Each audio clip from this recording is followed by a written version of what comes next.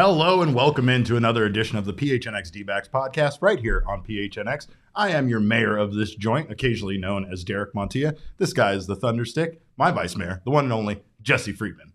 It was inevitable that the Diamondbacks were going to, if the D-backs were going to do something big, you knew it was going to happen after Friday's show. Correct, after Friday's show. And sure enough, there you go. I think we were wrapping up when we started getting messages about the Diamondbacks announcing their player development staff for 2023. So of course that happened, but also of course this show is brought to you by the fine folks at the DraftKings Sportsbook app. Download the app now. Use our code of PHNX. Get some free money. It's that easy. The Arizona Diamondbacks did announce their development staff for 2023. A couple of changes, a couple of interesting moves there, but the most interesting would be Ronnie Gajownik. I practiced Derek, you are everyone. You are everyone right now. It is Ronnie Gajownik is what it is. Every D-backs fan is so excited to hear this news, but still hasn't figured out how to pronounce her name. Right. Ronnie Gajownik. Ronnie Gajownik. That's how I said it 1,000 times, and I knew I was going to screw it up. Yeah, the moment you get on the show, you know you're going to mess it up. But Ronnie Gajownik was promoted to manager of the Hillsboro Hops, our friends at the Hops, the best minor league baseball team name in America, by the way. After serving as a minor league coach for the organization in 2022, Gajownik is the second female manager in baseball history. So let's give it up for the Diamondbacks making some history, baby. Let's give it up. And she's also the first female manager ever at a high A level as well. So very, very awesome to see the Diamondbacks make that move and a well-deserved promotion because so many in the organization have so many very, very kind things to say about her. We were talking about Ronnie Gajownik during the Fall League. Remember, she was the first base coach for the Salt River Rafters, and I think you and I were trying to figure out how to pronounce her name at the time as well. We're like, the D-backs have a minor league coach over at first base. We don't know how to say her name.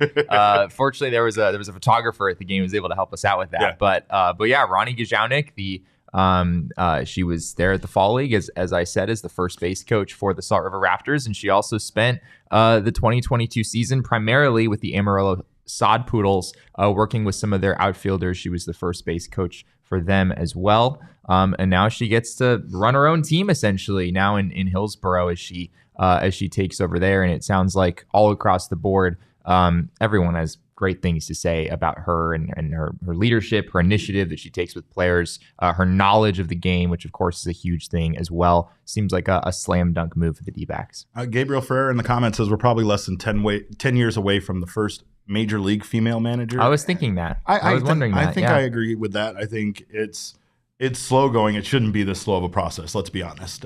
There are females that coach in baseball or some form of baseball that are brilliant minds. And again, we were talking about it earlier, but it doesn't take you being, a major league athlete to translate over to being a good manager in baseball. A lot of it is about your communication skills, which she's been very highly touted about, like the fact that she gets a lot of praise from her players and the coaching staff that she works with. It's very interesting that she got her opportunity a little bit due to Corbin Caroll, actually, and his destructive bat, if you will. Corbin Caroll, according to an article from Steve Gilbert about Gajownik, Caroll was taking front toss from Double-A Amarillo coach Javier Colina, and he smoked a ball that shattered Colina's foot. Colina, excuse me, would need surgery. We shouldn't be laughing, but this is incredible. It's a pretty incredible part to the story. Of course, it's Corbin Caroll, right? Like Corbin Caroll already has this mythology about him, like he's a tall tale. It's like Paul Bunyan and then Corbin Caroll right next to him. But Corbin Caroll, do you know Paul Bunyan? I knew you would. But Colina would be out for the season, needing surgery and pins inserted into the foot that Corbin Caroll's ball shattered, and Amarillo therefore needed a coach, so they promoted Gajownik, who spent the season coaching first base, and then like Jesse said, she was also on the Arizona Fall League team as well. I think one of my first times seeing her was running drills during the minor league camp during the lockout a year ago, and I was just kind of in awe of her. I don't often get starstruck, but there was something about you never get starstruck. I got starstruck that day, let me tell you, because she was incredible, and I wanted to go introduce myself, and I couldn't bring myself to do that. But it was just, I think, again, I get very sentimental. I have a daughter, so females making history and stuff. Like I swell with pride, and I want to run home and tell my daughter all about it and all that kind of stuff. But this is an amazing thing for the organization. And, of course, so many people within the organization had very kind things to say about her. But Josh Barfield said in hiring her that it was just her knowledge of the game. She had a playing background, and the way she's able to communicate, the hunger she possessed, the desire to learn and grow, it just all stood out. And again, very, very well deserved. Yeah, I think another big part of this is just that, like, I don't know. I mean, she's just, every single person that we've heard speak on this has had nothing but good things to say. As you mentioned earlier, she's not the first minor league manager, correct? The first female minor league manager. The New York Yankees last year hired Rachel Balkovec, who was the first female manager ever in all of minor league baseball. She coached the Yankees Class A team, the Tampa Tarpons, which is a interesting name for a minor league team. But yeah, this is a huge moment just for the D-backs organization, for baseball at large. Going back to the earlier question of, how long will it be before we see a big league manager? It's starting to feel like, that's getting relatively close, right? Last year was single A, like low A. This year it's high A. Yeah. Maybe next year we have a double A female manager, and then, you're only a couple steps away at that point. So I think it is only a matter of time, which is an exciting development for the game. We also already have a female general manager. Kim Ng over with the Miami Marlins has already blazed that trail. So I think there's a lot of momentum for that here. And Mark Solera makes a great point. He says, we are making progress, her and the coach on the Spurs. I'm happy at this progress. I do think basketball will probably see the first female head coach of a NBA team. I also think. Do we know the exact role of the coach on the Spurs? Are they like Becky Hammond? She's Becky an Hammond. assistant. Okay. Yeah, she's assistant coach. But I think so. She's pretty close then. Yeah, and I think baseball is relatively close. I'm sure. I know football also has female coaches, but I'm sure. I don't know. I have a hard time imagining football being the first sport just based on its, how football is. We all know how football is. I'm not trying to knock football, but you get what I'm saying. I'm very excited for this, and of course, there's some other moves within the organization. I think I saw somebody bring it up in the chat, but Blake Lally, is that right? I'm probably butchering Blake Lally. You said that one right. I got that one right. Proud of you. He has been named the manager of the Reno Aces. Meanwhile, Gil Velazquez. I always do that. And it's You're on a roll today. I know, it's really good. Gil, our friend Gil, will move into an infield defensive coordinator role for the Major League Club. Gil. Just call him by his first name. My mother's maiden name is Vasquez, so I should be able to say that. But anyway. Velazquez is another level of difficulty. Yeah, definitely. But he is moving on from being the manager of the Reno Aces, and will take a larger role within the organization, it appears, for the Diamondbacks. Yeah. So Velazquez moves to the major league side, and then, as you mentioned, Blake Lally. Kind of an interesting story. Blake Lally was the Reno Aces manager 2 years ago, so he was their manager in 2021. Gil Velazquez 2022. Now it goes back to Lally in 2023. Yeah, after Gil got like every award that you could get basically for a manager in baseball. So he did great while he was there. Reno Aces had an outstanding year last year. They went all the way except for the AAA championship, right, which they ultimately lost. So big year for them. But yeah, Blake Lally is obviously familiar with the organization. It's kind of you don't see this very often where a guy is the manager and then he's not the manager and then he's the manager again. Yeah. But clearly the Diamondbacks have a high view of him, and he's been in the organization for a while now.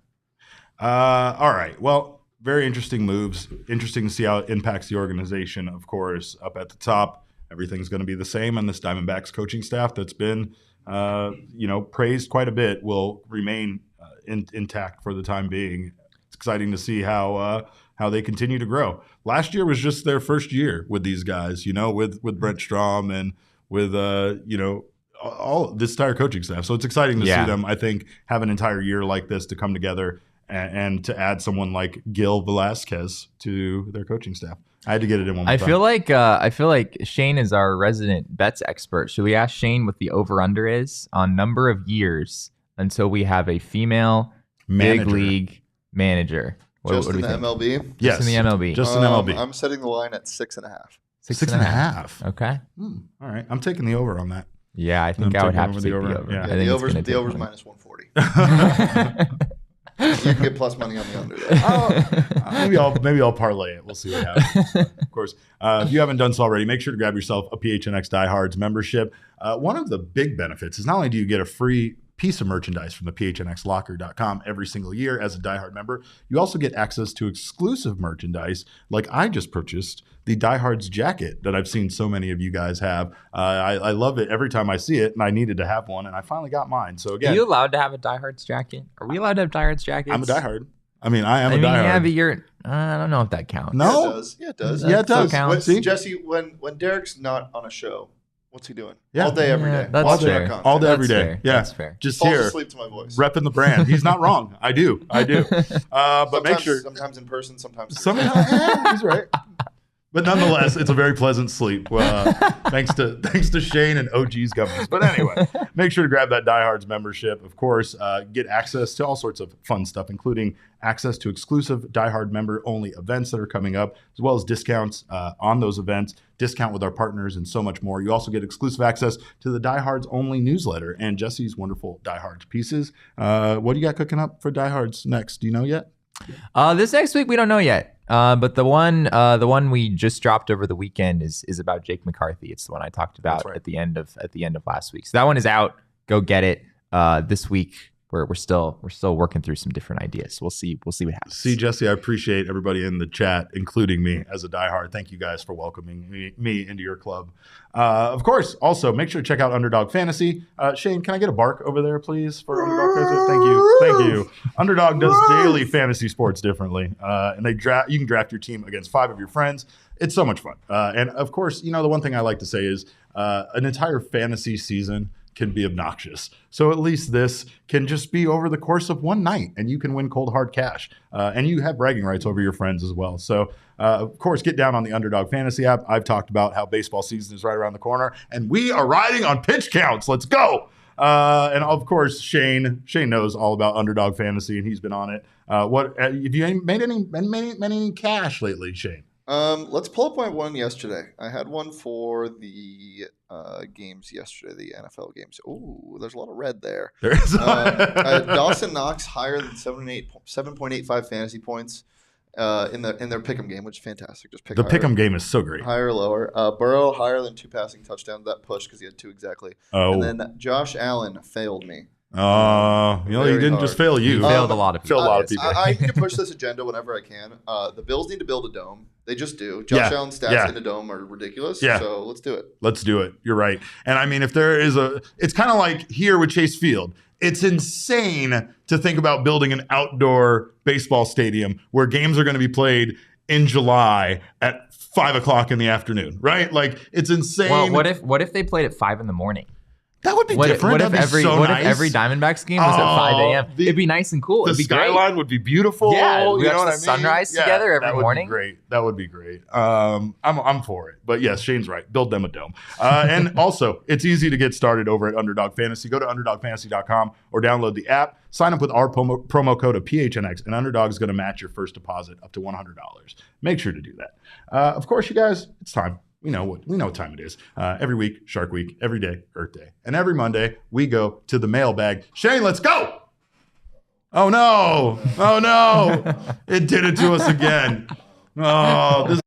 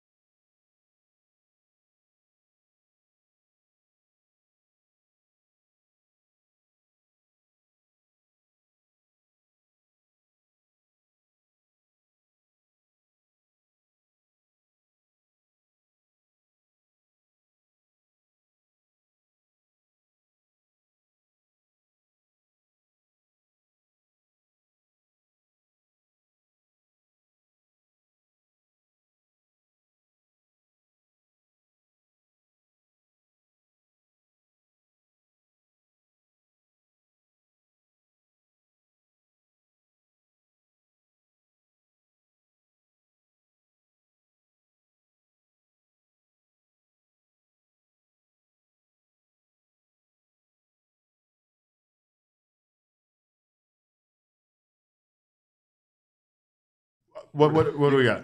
Sorry, you guys got muted for a second.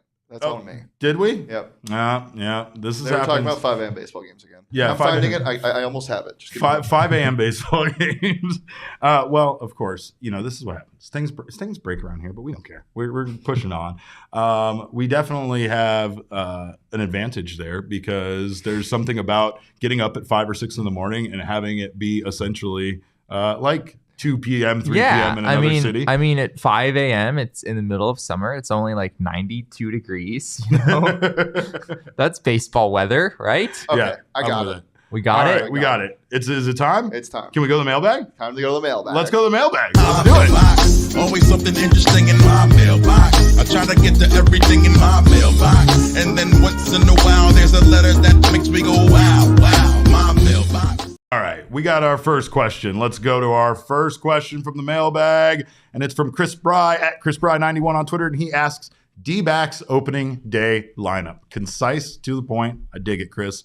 Jesse, you have the floor. I have the floor. Okay. Obviously, Zach Gallen is on the mound for both of us. I imagine that's the case, yeah? Oh, I have him leading off. Oh, get out of here. Yeah, he's playing shortstop. Damn it. No. So this is pretty difficult for a number of reasons, especially at this point when I don't know if we're even at a place of identifying which players will be in the lineup, much less the exact order of the lineup. So this is kind of a way too early guess. I took this from the approach of what I think Torey Lovullo will do, not necessarily what I would do, although that would be a fun conversation for another time. Okay. So this is kind of assuming a big spring training for Nick Ahmed where he looks good and he kind of looks like his old self. I have Nick Ahmed leading off at shortstop. Are you drunk? No, okay. So I have to preface this by saying D-backs playing the Dodgers on opening day. Who's going to be their opening day starter, Derek? Jesse. It's going to be, I guess it's not necessarily Kershaw. They could go Julio Urias. Yeah. Could be really either of those guys.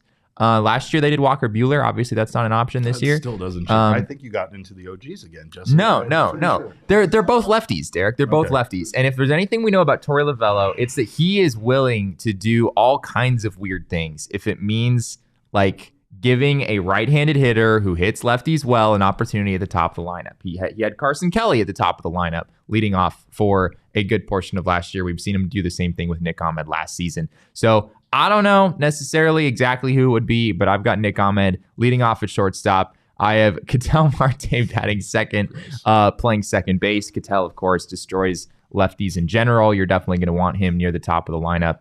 Lourdes Gurriel Jr. is sort of a wild card. I've got him batting third because I think that he did bat third a little bit for the Blue Jays last year against a lefty. Torey just kind of, I don't know, he likes to bat. He likes to have the platoon advantage near the top of the lineup, maybe a little bit more than is even necessarily backed up by the stats. But I could see the D-backs maybe having Gurriel hit third. Christian Walker hits fourth. That was his primary spot in the order last year. I expect that to continue. We finally agree on something. We agree on something. Yeah. Okay. And then after that, it's just a mess, honestly. I don't know what order we're going to go in here. I have Jake McCarthy hitting fifth, playing right field, just because he did not have a platoon split last year. He actually hit righties and lefties pretty much the exact with the very, very similar numbers. So with a lefty on the mound, I think he would still be near the top of the lineup. I have him fifth. I have Evan Longoria playing third base, batting sixth. Wow, you really think this is that bad, huh? Well, we're very close on who we have playing, but I don't like your lineup at all. Okay, all right. Well, I'm excited to hear what you have, but I have three more guys. Go. So Longoria hits sixth, playing third base, right-handed hitter, destroyed lefties last year. You're not going to bat him seventh or eighth or ninth, I don't think. Corbin Caroll, I have hitting seventh. I know that that's not necessarily what I would do. It's probably not what a lot of our listeners would do. But Corbin Caroll has struggled a little bit against lefties. He didn't hit lefties particularly well at the end of last year in the big leagues, and his minor league numbers, he had a significant split there as well. I would be kind of surprised if he was near the top of the lineup on opening day against a lefty. I have Carson Kelly batting eighth, which honestly might be too low because he does hit lefties fairly well. So that is a little bit on the lower side. And then I have Alek Thomas batting ninth, playing center field. That's a lefty-lefty matchup, so sort of a tough lineup for him, or tough matchup for him. But you want him in there for his defense. So I have Ahmed, Marte, Gurriel, Walker, McCarthy, Longoria, Caroll, Kelly, Thomas. That's my lineup. Okay. That's what I think Torey Lovullo. That's not what I would do. That's what It's my best guess of what Torey Lovullo would do. And maybe that's the way you approached it. Maybe I approached this differently. Maybe I approached this on who I think actually would be the lineup. And Like who should, like who I guess, should the yeah, lineup- who I feel who should like be in the lineup. what I feel like the lineup should be. And what the hell do I know, right? Who am I? I'm just a simple caveman lawyer, you know? I don't understand your yellow sun. But what I do understand is that Corbin Caroll should be leading off. And that's who is leading off on my lineup. I just lefty. I don't think Torey's going to do it. Yeah, I don't think he's going to do it. I mean, you're making all sorts of presumptions, but yes, of course, yes. Look, he's going to do what he's going to do. But Corbin Caroll, opening day, leading off. Ketel Marte, second base and second in your lineup. Okay. Lourdes Gurriel Jr. hitting third as their DH. So we agree on that. Do we agree on We that? agree on Marte second, Gurriel third, and Christian Walker fourth. Wow. Yeah, right there in the heart of the lineup. Then I have Evan Longoria before Jake McCarthy. I thought about doing that. I almost and did then that. I have Jake McCarthy next. Alec Thomas hitting as center fielder after Jake.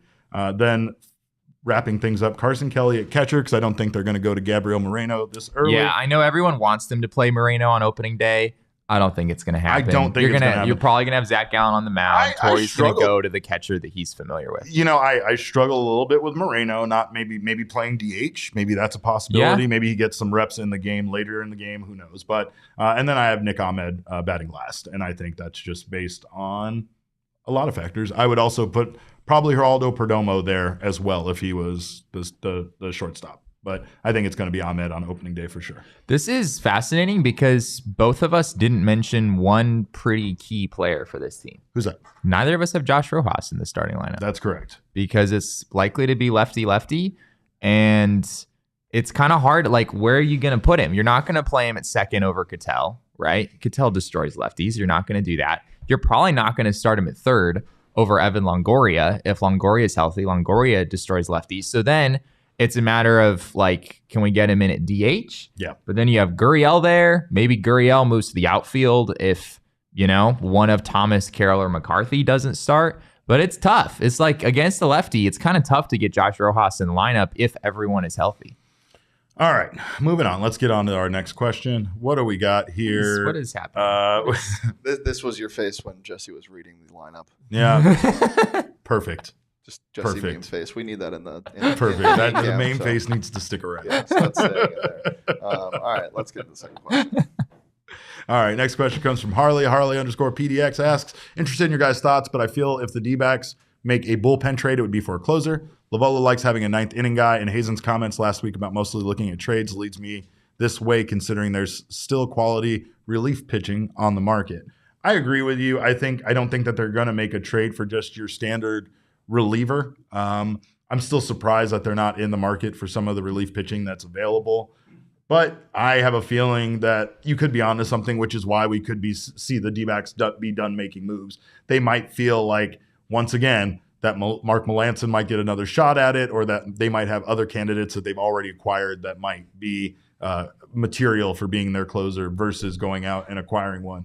I do think what you're saying, though, makes a lot of sense. I think if they are going to make that trade, they're going to do it for the purpose of bringing in potentially a bigger name relief pitcher that could be the closer for this team. It seems like the D-backs have done the, competition for closer thing at times, but I don't think there's ever been this much uncertainty about the closing role going into the season, which is a weird thing to say because I feel like by and large, we probably feel better about the bullpen than we did. I mean, last year going into it, I guess we felt pretty good with both Ian Kennedy and Mark Melancon, but then we all know how that turned out. But yeah, it's like there's a decent amount of depth here, but there aren't really any clear back end candidates, right? Like Scott McGuff was a closer in Japan, but that's sort of a hard thing to bet on. He's not necessarily a slam dunk candidate. I think Miguel Castro is more of a established middle reliever at this point. He throws 98 with a killer slider, but for some reason he just has like a 4 ERA every year, and he just doesn't seem to quite be that back end caliber guy. So I think that the D-backs have a lot of questions there, and I agree that there is still some opportunity out there in the market. The D-backs seem to be exploring those opportunities, but it also doesn't sound like anything is for sure. I think Mike Hazen's going to go, sign some non-roster invitee guys to come in and have a competition and see what happens. But There's not really. There's no Joaquin Soria. There's no Mark Melanson. Yeah. There's no Brad Boxberger. There's no like, okay, that's your closer. Archie. There's no Archie. There's no Archie. Yeah. Like there was always it didn't work out for them, but there was always like somebody that you had hope for. There was always somebody that you could kind of put your stock in or kind of put your hope behind. I know nobody wants to put any belief in Mark Melanson, and I understand why. So there are some, unproven guys that could take that role. Also, Joe Mantiply was our only all-star last year. Maybe Mantiply kind of moves into that role. Mantiply being a lefty, like I know. your only lefty that I think you really feel good about. I just don't think you can use him as a closer. I think Carlos Vargas might do something. There's closer stuff. He's got closer caliber stuff. And we've talked about Luis Frias in the past and how good his stuff is, just how hard of a time he has throwing hard into the strike zone. So, if he could dial in and be that guy for this team, he's a big dude. He's a big dude. Not to mention Justin Martinez and other guys that we still haven't seen at a major league level that are going to be very exciting to see next year. I think Kevin Ginkel is a guy to watch in spring training too. We had him penciled in at one point for a closer for this team. He looked pretty good last year. Like when he came back. When he got called up from the minors, like in the middle of the season, he looked like a different guy. His first few outings, it was like, oh my gosh, Kevin Ginkel is a different pitcher than the pitcher that we've seen the last couple of years. I think there's some room there for him to really develop his way into a back end role. Whether that's the closer or not, I'm not so sure. There is just a lot of uncertainty there. All right, what else we got, Shane? Oh, here we go. Brett Lee Johnson. Brett_Johnson44 asked, if you had to turn this D-backs team into a football team, who would you put at each of these positions? Quarterback, running back, wide receiver, and cornerback. For him, he has Gallen at quarterback, McCarthy at running back, Alec Thomas at wide receiver, cornerback Josh Rojas. He seems like the type of dude to talk so much shit as a cornerback. Yes, of course we have to have Josh. We're obligated to have Josh Rojas in on a question like this, but I don't think Jesse or I have him in our lineups. I could be wrong. Jesse, once again, I do have Josh Rojas in my lineup. You went above and beyond again, didn't you? Because Jesse's talking about offensive linemen and coaches and stuff. So what do you have for your football team? All right, so I do have a head coach because Evan Longoria looks. Why can't you follow the assignment? I couldn't because Evan Longoria looks too much like an NFL head coach to not warrant mentioning. Doesn't he just have like kind of maybe not NFL? I guess maybe not NFL head coach. They tend to be a little bit older. Maybe college coach. I don't know. Brent Strom is my coach in this scenario. 100%. Evan Longoria looks like the guy who'd be wearing the headset on this. I don't know. He just does. So I have Evan Longoria as the head coach. QB, I have Dre Jameson, which I feel very strongly about because when you're thinking about a quarterback, you're not necessarily thinking about who throws the best curveball or changeup, right? Sure. Last I checked, you're not really trying to do that to a football, trying right? to throw it hard. You're trying to throw it hard, and you're trying to throw it accurately. Yeah. And who has a pretty good fastball and is pretty decent at commanding it is Dre Jameson. And who also is a faster runner than Corbin Caroll and theoretically would be dynamic the run aspect of the quarterbacking position. Dre Jameson as well. All right. A little concerned about the size there. Yeah. Listed at 6 feet. He's not 6 feet. Listed at 165 pounds. Maybe 165 Maybe pounds. 165 pounds. Wet. So he's kind of like the Kyler Murray where you're a little terrified every time he hits the ground.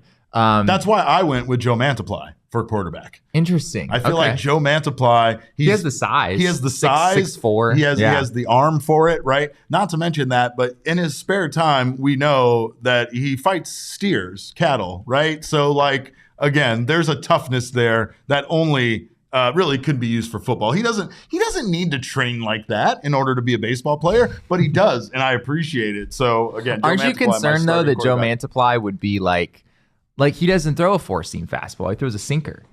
Aren't you concerned just be a little too much movement and guys just wouldn't be able to catch it because it's just going all over the place? No, Jesse, because it's a football and you throw it in a completely different way. Okay, right? Fair enough. Anyway, what do you got? All right. I agree with Jake McCarthy as the running back. I also agree. He was a running back. He was a running back, and his build looks like that because he's extremely fast, but he's also very, very well built. Mm-hmm. So he's honestly actually maybe could have been an NFL running back if he really wanted to. Wide receiver, I have a few different options here. I ultimately settled on Corbin Caroll. Yes. Little undersized. Let's go. But I mean, you Come just on. know he'd be running circles around the defense. He's so. year two. He's year two Hollywood Brown is what he is. Guys. The separation he's going to have on his defenders is going to be incredible. Please tell me you considered this guy. What? Kyle Lewis. Kyle Lewis. Kyle Lewis. Kyle Lewis ain't what he used to be, my man. Kyle Lewis. Kyle Lewis ain't what he used to be. Okay, but these players aren't actually playing football. Yeah, that's true. 6'4", 222? Yeah, no, I'm not saying he's not a big guy. balls. Right, yeah. Like Kyle Lewis has the size for it, but he's also had 3 major knee surgeries, and his sprint speed last year was sub 10th percentile. Yeah, so I don't know if you we want can't. him. We can't. you We know, need that running separation. your We need the post separation. routes. We're going for a fast guy. Maybe Corbin Caroll makes a good slot receiver. I don't know, but Yeah, maybe. yeah. He's not like your Cole Beasley. durable. yeah. There you go. There Cole you go. Beasley, perfect. All right, what do you got, cornerback? Cornerback, I have Josh Rojas, which I guess is what Brett had too. Yeah, There's a grittiness to Josh Yeah. Rojas that I think would be, would do well in that role. I went with Alec Thomas. I think Alec Thomas is the kind of defender that would literally sprint across field. You wouldn't even know he's there, and he just intercepts the ball and then takes off. See, that's why I have Alec Thomas as my safety. That's not a position that you were required to fill out. Jesse, come on. What else? What else do you got? Because I don't have all of these. What else you got? Yeah, well, I didn't actually put a name here, but I feel like we have to have a middle linebacker because the abbreviation for a middle linebacker Is MLB. is MLB. He's right. He's right. And He's when I right. was We have to growing have up middle playing, linebackers. Madden, every single time I saw like MLB as like the player's position, I was like, oh, this guy plays baseball. Like, why is he in the Madden? Yeah. Anyway. Emmanuel Rivera. No, I have Emmanual Rivera as an O lineman, Oh, yeah. along with Seth Beer. Just Whoa. them two. right. We don't need anyone else. I also like Perdomo as a corner. Oh, I like could see that. Perdomo as a corner. I could see that. 6'2", rangy. All right. Anything else you got? What else you got? What do you got for? That's all you got, right? Yeah, just All right. Seth Beer and Emmanuel Rivera for Okay. the O line. All Yeah. right. yeah. Well, I think we answered your question efficiently. Let's move on. What else we got? James A. Hamill at JHam44 asks, if there was an MLB Hard Knocks featuring the D-backs, who would steal the show? Who you got? Lourdes Gurriel Jr. Oh, that's a good one. by far. Yeah, he right? definitely would steal the show. Yeah, I mean, he would be that David Peralta type. I think he'd be very much a ham. I think he would be like, actively being in like on camera a lot. But I also think that he would be pulling pranks and doing things just to make it more interesting. Like when a reality show gets into its 3rd season and they start setting things up just to make it more exciting, he would just be doing that from the get-go, I think. Yeah, I could see it. I have Carson Kelly on here just because of his personality, and Carson Kelly is genuinely a very funny person. Yeah. And so I think like when you're filming something like that, you're gonna follow a few people around that you can get good stuff from, and Carson Kelly would be one of those people. Lourdes Gurriel Jr. would absolutely be one of those people as well. Zach Gallen's pretty fun. I think you get some good stuff following him around. There's a lot of guys that are following around. You might not get a whole lot, right? My favorite Zach Gallen moment personally is when I asked him if I could ask him something kind of off the record, and he goes, "Well, is it off the record or is it on the record?" Valid question. I don't blame It him really for asking was. you. Yeah, I mean, it really was. It just wasn't an important question to be on or off the record, to be honest. But I would say I would agree with Mark in the comments that Mad Bum obviously I think would be an interesting case. I don't because think I don't know how hear he much would from him. Yeah, that's fine though. I think that there would be. I think he would be a complete curmudgeon about it. I think there would be plenty of like shots of him telling the cameraman to go fuck himself or something like that. Like get out of here, you scram. That kind of thing. And that would be enjoyable to watch. Honestly, Tori. I think Tori behind closed doors is by far one of the most fascinating people because he's completely different than who he is when he's doing the press conferences and such. And he's not like, it's weird because it's just kind of like, it's professional Tori. So it's not like he is withdrawn or anything. He always answers questions really well in the press conference, and he's always very open and honest with us versus other managers and what we've seen in baseball. Tori is at a different level when it's, just with the guys. And I think Evan, incredible. you think Evan Longoria, kind of like the JJ Watt sort of role, he's not as maybe quite as like in your face vocal as JJ Watt is, but kind of like the vet. Yeah, the veteran leader. Room. Yeah. He's also probably been trained to media by his wife. So even more so. It's a good point. Big spotlight, Good big point. cameras. There you go. There you go. And Mark's right. That's the third sexiest manager. You need eye candy on the show. That's right. You absolutely need eye candy. There on you the go. show. Speaking of eye candy, last Wednesdays are back, and you can come see me at the Four Peaks 8th Street Pub. Let's go. Join our PHNX crew at the 8th Street Pub on January 25th, this Wednesday. Right? This Wednesday? Yeah. This Because all of Wednesday. our shows are live and in person throughout the day. Enjoy $3 beer specials, and more importantly, come say hi to us. They're going to have their brand new recreational juice dank IPA, as well as their staycation super juicy IPA, both of which I will be trying. So big shout out to our friends at the Four Peaks Brewing Company. And of course, if you can't join us in person, make sure to grab some wherever you get your beer. Join us remotely and in spirit, and must be 21 or over to enjoy responsibly.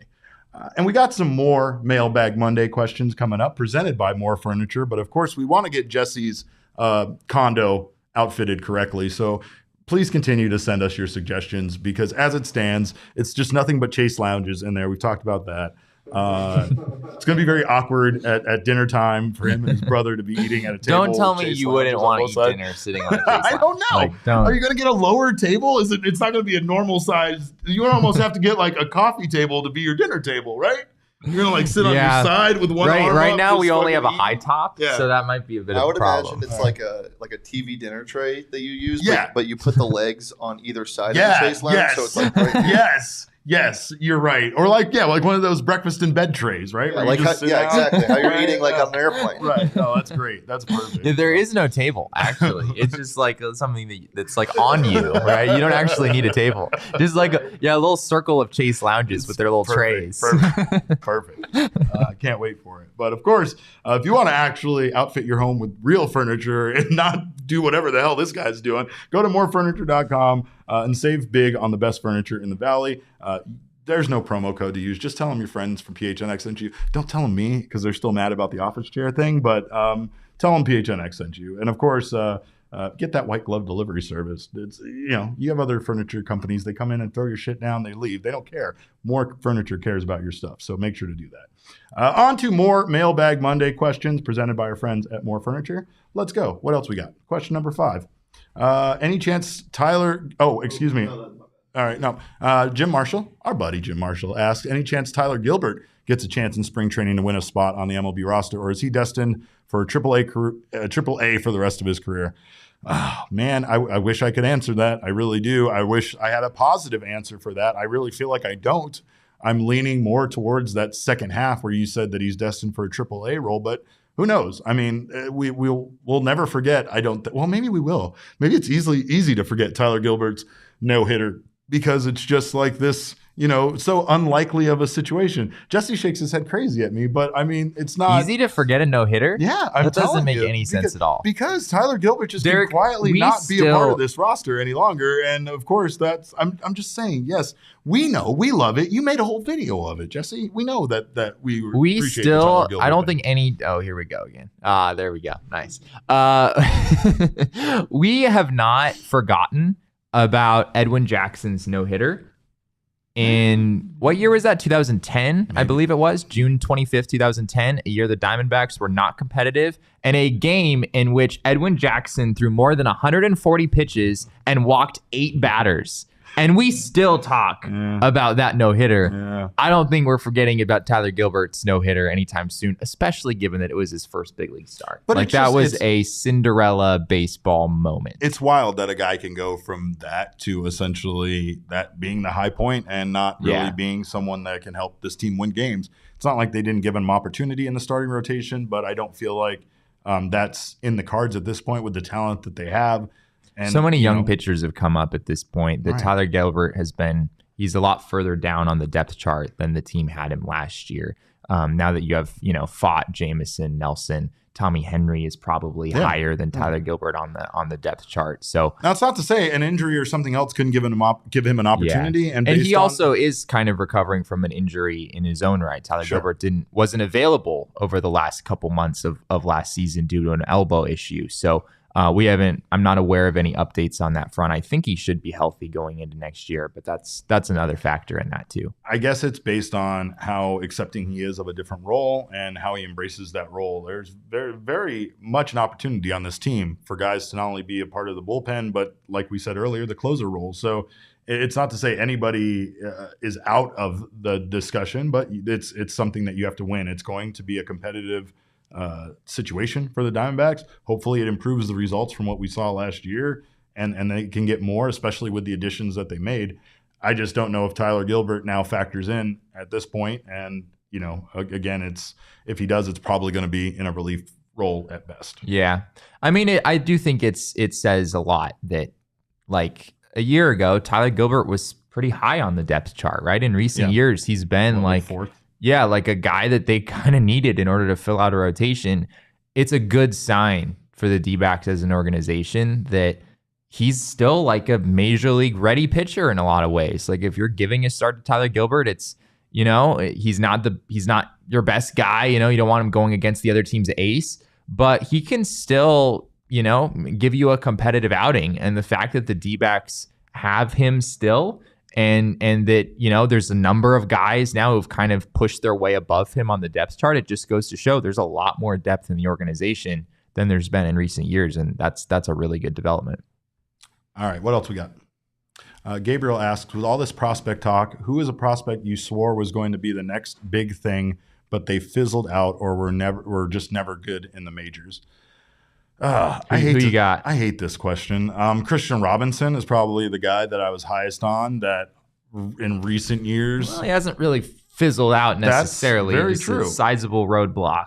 Well, and I guess that's the thing is like, from where he was when he was the top prospect in the organization to now, it's frustrating that he's gone through everything that he's gone through and that he is, kind of dropped off, obviously due to everything that happened. At this point, it's more important that he as a person gets straight rather than his baseball career, obviously, with what occurred. Should be getting an update on that soon, by the way. We should, absolutely. Yeah, Mike Hazen said we should get an update within the next couple of weeks, and he said that about a week or so ago at this point. For the most part, it seems like he has served his probation, and they should be able to change that to a misdemeanor, which will allow him to get a visa and work work in this country again and be a part of the Diamondbacks organization. Hopefully he can continue his career and get back to where he was at one point. But he's somebody that I had, a lot of personal excitement for, I'll say. And another name that I just saw on your list that you brought up as well. Yeah, I'm going through past top 30 D-backs prospect list. It's a John fascinating Duplantier exercise. was another guy that, my God, that guy I thought was going to be such a big part of this organization, and it didn't come to be. The D-backs were, I think there were reports at the time that the D-backs were potentially interested in Manny Machado at the time, right? And John Duplantier was the guy that they weren't willing to deal. And it's just, and a lot of D-backs fans at the time were like, yeah, we're not going to deal John Duplantier. He's the next you can't have number two starter on this team. Just goes to show how things could change. The other name I have to mention is Archie Bradley, who was really when he had that start, I want to say it was his first big league start against Clayton Kershaw, and he just took him to task, and it was like, oh my gosh, Archie Bradley is everything. He is everything the Diamondbacks wanted him to be. He is living up to the hype of, he'd been in the top 25 of baseball prospect rankings for several years, and he came to the big leagues. He looked like he was everything that he was advertised to be after hitting some roadblocks coming into the majors. And then it just didn't work, right? There was the big freak accident where he gets hit with the ball. He comes back, and I don't want to say he wasn't the same because he had a really, really, really good year, couple really good years as a reliever, as a back-end reliever for the D-backs. But now he's not even really that. He's still out there, right? Yeah. He's a middle reliever that teams just aren't that interested in because, frankly, the numbers just don't really show him to be that effective in the big leagues. And it's crazy how much things can change over a few years. Michael in the comment says, but Archie did give us the triple in the wild card game. He did. Again, just like the no-hitter, I guess we'll never forget that. Yeah, right? You don't forget. It doesn't matter who the player is. You don't forget big moments like that. Not at all. All right, what else we got, Shane? Well, we'll also never forget Seth Beer's walk-off. Oh, yeah. God, no. Oh, yeah. If Seth Beer never plays another game If he never plays another game in the majors, D-backs fans will always still remember that. There's a bunch of people saying Seth Beer in the comments. Too early. It's too soon for that. Seth Beer didn't have the prospect status that like an Archie Bradley had, but he was still a highly ranked prospect. It's true. We didn't have him in the system long enough. All right. Sean McNally says, my mailbag Monday question for you. I've heard a few ideas MLB may be considering the schedule. One idea was every team play each other twice a year, a home and away. Do you think this could help attendance? Limited opportunities to see other teams. Yeah, I think so. I think so. I think making certain matchups more of a marquee matchup and more of a big deal, like because this is maybe the only time you're going to play this team, is definitely a big part of bringing people in.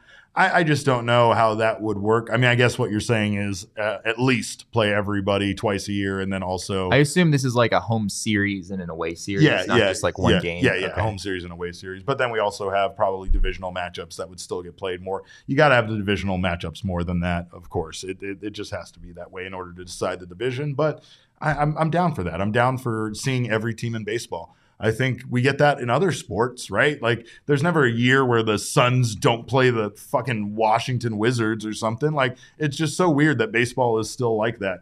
I do think though that once we start moving into that territory, it really does start making the 162 game season more and more irrelevant. And that's my opinion, because if you're not playing the division enough times for a team that's 15 games back to possibly make it up by playing the other team that many times, then there's really not a point to have 162 games. I mean, on the flip side, like, I mean, it makes it so that every team's schedule is almost identical. Like, there's no, like, for the D-backs, they wouldn't really be at a disadvantage being in the NL West, because every team would be theoretically playing those NL West teams just as much as everyone else, right? Yeah. So, yeah, it's interesting. I mean, if you did a home series and an away series against all 29 teams, that's 174 games. So, you know, maybe you make some of those 2-game series or something, and then you're at 162. I think it's a fascinating idea.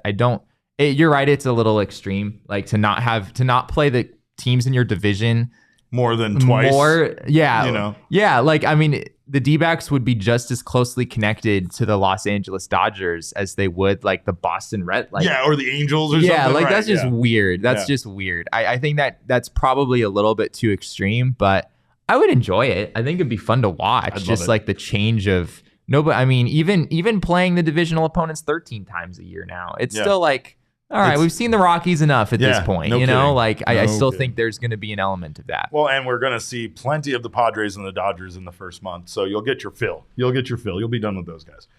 All right, what do we got for our final question here? Of course, it's the Don's Bread question of the day from our friend Don's Bread. Mark asks, if you could add any food chain to the D-backs stadium food, what chain would you choose? Jesse, no salad and go for you. I think that's a miss, honestly. And then his follow-up is, can't y'all do anything about how bad the food is there now? No, we can't. There's nothing we can do about it. But I would actually put a salad and go in Chase. I really would. I can't do it, but you can. I really would. And here's the reason why. There's not a healthy option right now. Really, there isn't. And if you're going to go, if maybe someplace, like I think like the Fry's, like market that you can go grab like snacks and stuff from might have like some of those pre-made salads and stuff in there, which is fine, but it's still not as good as a salad and go salad. Plus, salad and go, they crank them out fast. Boom, boom, boom, boom, boom. You know, there's not going to be, even if there's big a line, you're going to move through it fast, just like you do at their fast food restaurant. So I need healthier options, because I can't, for 81 games a year, I can't eat chicken tendies that often. I just can't.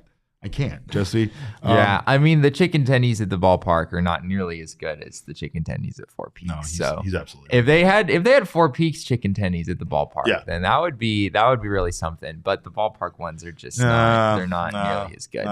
What would you add? I went to Ike's yesterday for the first time in my life. Yeah. And it was incredibly good. Did you get mozzarella sticks on your sandwich? No, I didn't. No, that's not. No, I did not. That menu is wild. It's wild. They have a Madison Bumgarner.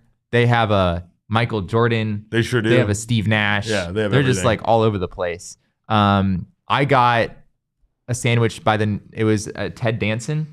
Okay. Do we know who Ted Danson is? I don't even know who this guy is. What the fuck, Jesse? You don't know who Ted Danson is? No, I don't. No. Oh. I don't know why I just walked into this just now. Ted Danson currently is on a show called Mr. Mayor, by the way, which I take offense to for you not even noticing that. But Ted Danson. You would recognize Ted Danson. It's on a show named, have you ever heard Cheers? I would recognize Ted Danson. Have you ever heard Cheers? The show Oh, about I a bar? have. I've actually seen Cheers. Cheers. Yes, it's Sam Malone from Cheers. Ted Danson. Oh, my Ted God, Danson. Jesse. Yeah. All right. Shane, would you put Jesse's face on this again? Yeah, one sec. No, I think you should put it on you. No, on me. That's what I'm that's saying. your that's your reaction. Oh, Yeah. man, this is ridiculous. Jesse, I don't know what to say. I don't know. Double Jesse kind of goes crazy. Oh, Jesse goes nuts. Look at this. Ready? Hey. All Oh right. my gosh. All right. Jesse doesn't know who Ted Danson. Now there's All that to say, I think Ike's at the ballpark. Ike's would be like pretty a sub, fire. like a subs option. Yeah. It was really Yeah. good. Yeah. The correct answer is Dutch Bros. Bringing Dutch Bros back. Period. That's it. That is the answer to what chain I would choose. I don't care about food. I just need Frozen Rebel in my system. I need it. I need it in my veins. And if I can't get it, I'm not in a good mood. So There's also an answer you're missing. what? It's Burrito Express. Burrito Express? Oh my God, you're right. He's not wrong. Burrito Express is a much needed answer in there, of course. And shout out to our homies at Burrito Express, by the way. We had our delicious burritos brought in today. And of course, this is the first time, I think, talking about Burritos Express, but I've wanted to gush about them for a long time. Yeah, we have water being delivered right now. You have and, water? Man, you have no idea the excitement in the office right now. Let's fucking go. Like a big delivery, like from like Sparklets or something like that. I don't know who it is. I'm probably giving a shout out to the wrong company, but People might be concerned that we're this excited about a water delivery. Water is by far, it's like I'm Water not- World in here. I'm not allowed to leave. Yeah. I have to drink water here. I'm not allowed to leave this office. So this is huge for me. Water World is it's what's going on here because water is the currency around PHNX. We don't have enough of it. We're always running out of it. God bless that man for bringing in so many bottles of water. But God bless our friends at Burrito Express for bringing us burritos. I had the steak, what was it? Steak and egg. Steak and egg. No, it was steak and egg today, and it was amazing, incredible. But none of them are bad. Their sauce is incredible, and you can buy a $25 Burrito Express gift card and get a free burrito. So no one says you have to buy that gift card for someone else. You can just buy the gift card for yourself and then get a free burrito. So head over to your nearby Burrito Express location today. And Can I of give course, the viewers a tip on Burrito Express? let's do it. Go. Machaca hot with potato and shit. egg. Oh, Added, or shit. potato and cheese added in Let's it. go. Unbelievable. Let's go. All right. Well, also shout out to our friends at DraftKings. There's 4 NFL teams left, 2 conference championship games, and only a few more shots to win big on the playoffs with DraftKings Sportsbook, an official sports betting partner of the NFL. Counting down to Super Bowl 57, new customers can bet just $5 and get $200 or $200 in free bets instantly. Download the DraftKings Sportsbook app and use code PHNX. Get that $5 in on the conference championships and get $200 in free bets. Only at the DraftKings Sportsbook with code PHNX. Minimum age and eligibility restrictions apply. See show notes for details. And of course, thanks to DraftKings for this weekend. I picked all my winners. That's all I know. So it's been fun, and shout out to the Bengals for continuing their incredible run because they've won me plenty of money this playoffs. So shout out to Joe Burrow.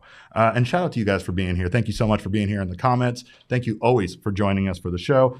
You can find us on Twitter. I'm at cap_caveman with a K. I live there. Jesse and Friedman on Twitter. He's there sometimes. The show is at PHNX_DBacks. Always there. Open 24 hours, 7 days a week. But all roads lead to at PHNX_sports on Twitter, Instagram, and Facebook.